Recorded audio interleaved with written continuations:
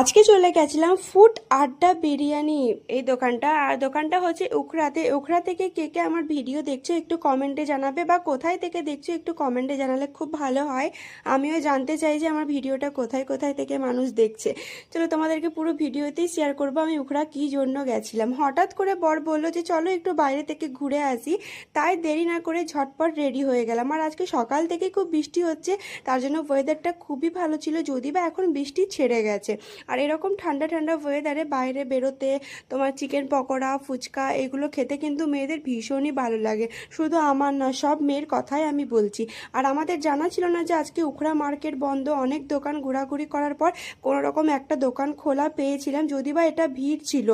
আজকে জানতাম না যে মার্কেটটা বন্ধ, ম্যাক্সিমাম দোকানই বলতে পারো বন্ধ আছে। আর এখানে ফার্স্ট টাইম ট্রাই করবো আমরা পিৎজা।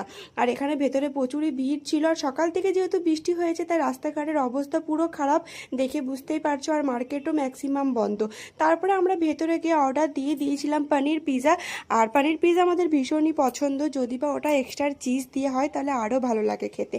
আর তারপরে এখানে আমার ছেলে একটু বদমাশি করছিল, যদি বা ও কী খাবে ও নিজেও জানে না। আর আমার বর যেখানে যায় সেখানেই কাজে ব্যস্ত হয়ে যায় ফোন নিয়ে। এত কাজে ব্যস্ত যে বলে তোমাদেরকে বোঝাতে পারবো না। খাবার খেতে গেলেও কিন্তু কাজ পড়ে যায়। তারপর আমার ছেলের আবদার যে মা আমি জুস খাবো, তাই ওর জন্য একটা মিল্ক শেক অর্ডার করছিলাম। ও যদি বলছে আমি নিজে অর্ডার করব, আপনাকে অর্ডার করতে হয় না, ও তো অনেক ছোট, ও কি অর্ডার করবে বলো। তাই আমরাই ওর জন্য অর্ডার করে দিয়েছিলাম। আর তারপরে গল্প করতে করতে আমাদের পিৎজাটা চলে এসেছিলো। আর পিৎজাটা এত মানে দারুণ টেস্ট খেতে যে তোমাদেরকে বলে বোঝাতে পারবো না। যদি বা আমি উখড়াতে অন্য অন্য জায়গায় পিৎজা টেস্ট করেছি, কিন্তু এরকম টেস্ট ছিল না।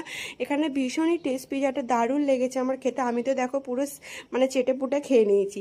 তারপরে চলেছিল বাবুর মিল্ক শেকটা। আর বাবু তো পুরোটা খেতে পারবে না, তাই এটাও আমরা হাজব্যান্ড ওয়াইফে ভাগ বটরা করে খেয়ে নিয়েছি। তারপরে খাওয়া দাওয়া করার পর এখানে আমরা হাতটা ধুয়ে নিই, মানে আমার বর আমার ছেলে চলে গেছিলো হাত ধোয়ার জন্য। আর তারপরে এখানে বিলটা পেমেন্ট করানোর পর আমরা চলে গেছিলাম ফুড আড্ডা বিরিয়ানির দোকান। সেখান থেকে আমাদেরকে রুটি নেওয়া ছিল, কারণ আমি সবজি অলরেডি করে এসেছিলাম। আর এখন অনেকটাই রাত হয়ে গেছে, প্রায় 9:30। তার জন্য এখান থেকে ভাবলাম যে রুটিটা বাড়ি নিয়ে চলে যাব।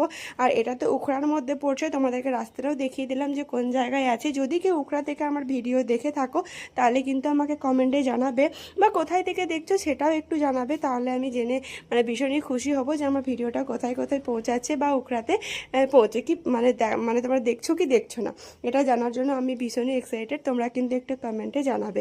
তারপর ওখান থেকে রুটি নেওয়ার পর আমরা বেরিয়ে গেছিলাম বাড়ির জন্য। আর এখান থেকে বাড়িটা 10-15 মিনিটের রাস্তা। আর রাস্তাটা দেখো পুরো সান্নাটা। আর ঠান্ডা ঠান্ডা ওয়েদারে খুব ভালো লাগে এরকম রাতেরবেলায় মানে ঘুরতে যাওয়া বা কোথাও খাওয়া দাওয়া, এগুলো কিন্তু আমার ভীষণই পছন্দ।